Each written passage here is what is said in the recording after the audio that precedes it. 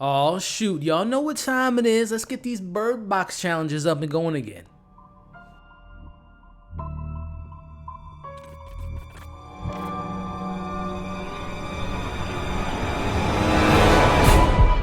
What is going on, movie fans, and welcome back to my channel. Elliot here, giving you all my thoughts on the spin-off sequel to the 2018 phenomenon, which was Bird Box. Today we're talking about Box Barcelona, which I got the chance to check out just a couple days before it releases on Netflix on July 14th. And in today's video, I'm giving you all the pros, the cons, give you my ultimate score. But at the end of the day, should you see this movie? Get it? Because the characters in the movie, they can't see because of the entity.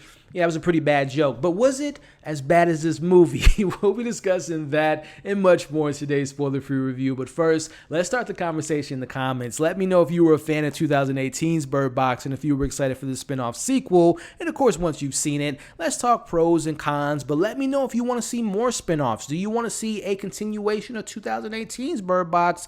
Or do you just want this franchise to end? Let's talk about all that in the comment section. So yes, need I remind y'all, 5 years ago when Bird Box came out, love it or hate it, I did a review. You can check out my review in the description of this video of that original film. It was a hit, man. It was like the most watched thing on Netflix. Everyone was doing the Bird Box challenge. It was a phenomenon.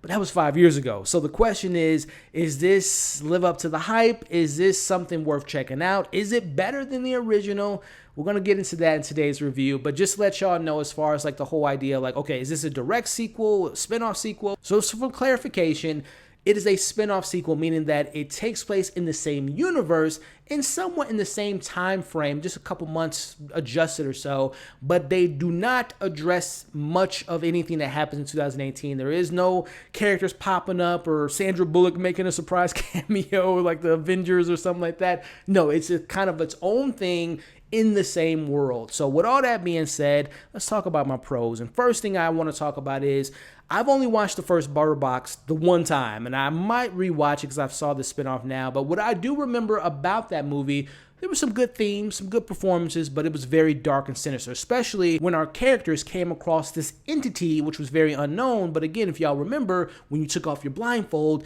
you did some terrible things, you unalived yourself, right? So a lot of those themes and a lot of that darkness is definitely in because we're seeing these characters doing these things to themselves. And when you get those moments, it is shocking. It is very unsettling. And they do a good job in the sequel of really creating that sense of tension and kind of playing on that sense of tension. The filmmaking in this movie was pretty well done, right? Putting yourself in the position of these characters who are walking in the streets with blindfolds, trying to navigate their way into finding a way of safety. You feel those moments. And I thought that the filmmakers did a good job of putting us as the audience in the character's shoes, whether it was a slight tilt of the camera, there's a blurriness to the lens of the camera, so you feel disoriented. The film does a good job of creating that tension and making you feel like you don't know what's going on. There's a sense of unknown, and I really appreciate it from the filmmaking. But let's talk a little bit about the performances, because again, 2018 film was okay, but I wasn't necessarily biting at the bits for a sequel or a spinoff. But when I saw the trailer for this new film,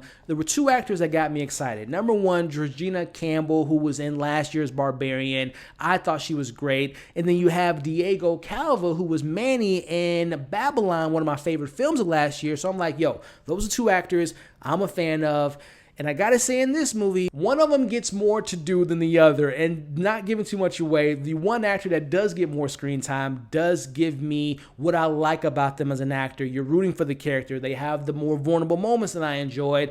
And the other actor, who I'm a fan of, doesn't get much to do. And I won't give it away who that actor is. But and that just kind of speaks to, collectively speaking, I thought, and I'll elaborate on this a little bit later, the actors gave me more than what the movie gave me, meaning that there was a lack of character development, but the actors did the best that they could, which brings me into the lead of this movie. He goes by the name of Sebastian, and it's a very interesting character because without giving too much away, Sebastian is introduced to us in a very negative light, and it makes it a very interesting watch and a very bold decision because, again, when you all see the movie, this character is a terrible person, and you're trying to understand their why. So it is very complicated. We'll get into that a little bit later, but again, Sebastian, the actor Mario, did an okay job from what he was given, and that just is collectively speaking to all the actors in this film because, again, the script, we'll talk about that later. But again, talking about other things that I did appreciate, I do like that this film did expand upon the idea of these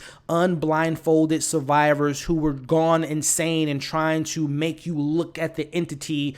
That is a big plot point in this film, where there are crazy people that want you to take off your blindfold to look at it because it's so beautiful. So there is an expansion of the lore and the mythology and kind of the world building in this universe that I did appreciate, because I love world building in a lot of movies. So with that being said, those are kind of my main positives. It's time to rip off the Band-Aid. At the end of the day, I didn't like this movie, y'all, and to kind of expand on that, first off, when it comes to these characters, for me personally, I didn't care for them because the film did an awful job of really spending time with these characters. There's the main character that I talked about who immediately does something terrible, and I never bought into the film trying to create this arc of justifying the character's actions. I didn't think they did a good job of really expanding upon that and making me care watching them go through this atonement type of storyline, which I thought was just handled terribly. Plus, I never bought into the use of the flashbacks. Again, if you remember 2018, Sandra Bullock, there was flashbacks of her and her sister played by Sarah Paulson, and then we would flash forward to the present day to understand why they're so mean and kind of closed off. They do something similar to this film when we're following Sebastian, who goes through something terrible and is trying to make you sympathize with the characters for their current actions, what they're doing in the film.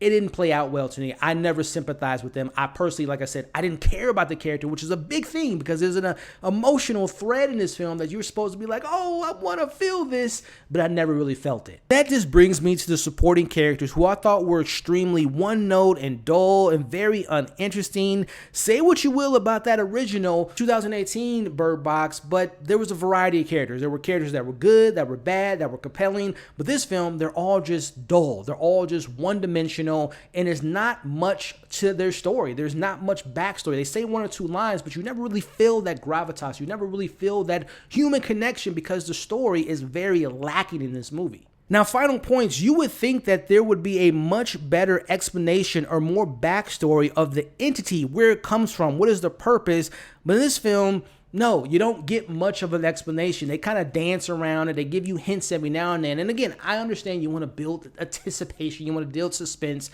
but they never really shine a light on what exactly is going on in this world, right? They don't really do that. I think that's a poor job of the creators, have not really given us more of an explanation. And then last thing I want to mention here is the pacing is really off. The story is almost the same as the original, but minor tweaks every now and then.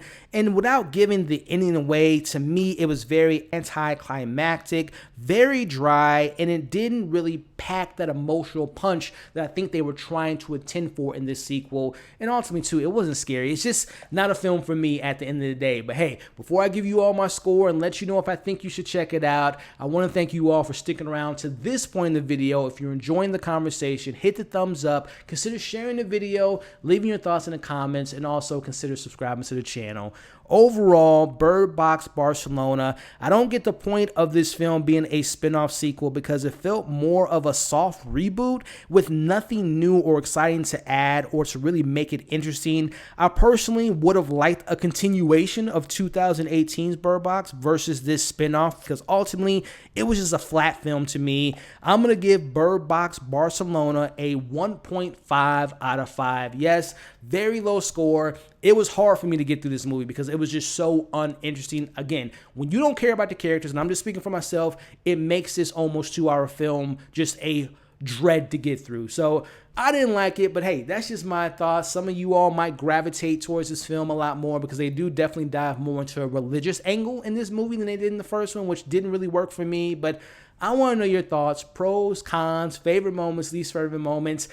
Do you want to see more? Because the way the movie does end, it opens up the door for like a continuation. I think I read somewhere they want to do more of these spinoffs. Just do the 2018 and follow up from that narrative. But again, let me know what you liked, what you didn't like, and do you want to see more from this franchise? I'm pretty much done with it. But hey, go ahead and let me know your thoughts in the comment section. Thank you all for watching today's review. If you, again, enjoyed yourself, just a friendly reminder to like, share, comment, and consider subscribing. You all have been awesome. Hope you all had a good time. Get your blindfolds out because you might not want to see this movie. But again, my name is Elliot. I appreciate y'all, and I'll catch you on the next breakdown.